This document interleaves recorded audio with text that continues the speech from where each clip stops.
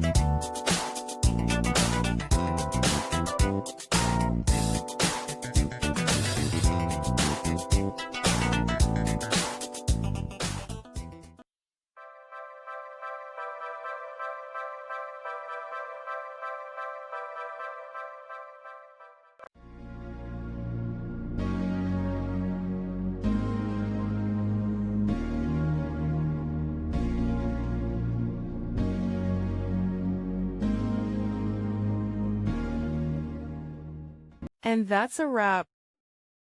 I hope you found the answer you were looking for. If you did, take a second to hit that subscribe button. It really helps out. And let me know in the comments which solution worked best for you. See you next time in the debug zone.